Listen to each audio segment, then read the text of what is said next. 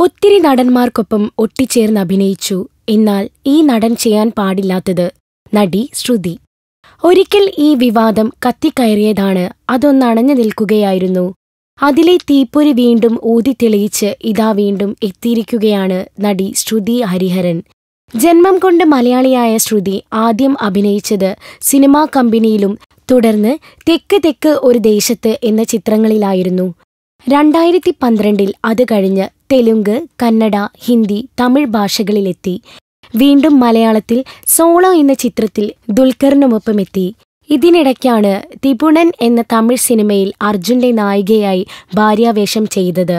അതിൽ അർജുൻ വികാരവായ്പോടെ തന്റെ ഭാര്യയെ കെട്ടിപ്പിടിക്കുന്ന ഒരു സീനുണ്ട്. ആ സീനിൽ അയാൾ എന്നോട് വളരെ മോശമായാണ് പെരുമാറിയതെന്നും തന്നെ സ്പർശിച്ചതൊന്നും ശരിയായ രീതിയിലല്ലായിരുന്നുവെന്നും താരത്തിന്റെ എന്നോടുള്ള സീനുകളിലെല്ലാം മോശം പെരുമാറ്റം കൊണ്ട് പ്രകോപിതയാക്കിയതെന്നും ശ്രുതി പറയുന്നു.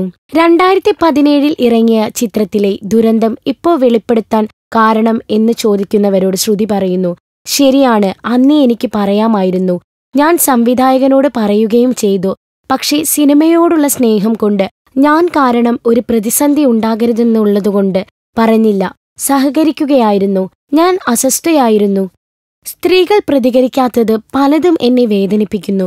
ഇരുത്തി ചിന്തിച്ചതിന് ശേഷമാണ് ഞാനിത് തുറന്നു പറഞ്ഞത്. ഇപ്പൊ നല്ല ആശ്വാസമെന്നും ശ്രുതി പറയുന്നു. ശ്രുതി, മറ്റ് സ്ത്രീകളും ഇപ്പോൾ ഇരുത്തി ചിന്തിക്കുന്നുണ്ടാവും.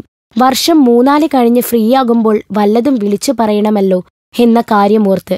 Film coat. ഞങ്ങളോടുള്ള സ്നേഹത്തിന്റെ മധുരം കൂടുന്നു. 5 ലക്ഷം കടന്നിരിക്കുന്നു സബ്സ്ക്രൈബ്. നിങ്ങളും ബെൽബട്ടൺ അമർത്തോ. നല്ല വാർത്തകളുടെ നോട്ടിഫിക്കേഷൻ ഉടനെത്തും. വിശ്വസിച്ച് ഒപ്പം നിൽക്കുന്നവർക്ക് നന്ദി.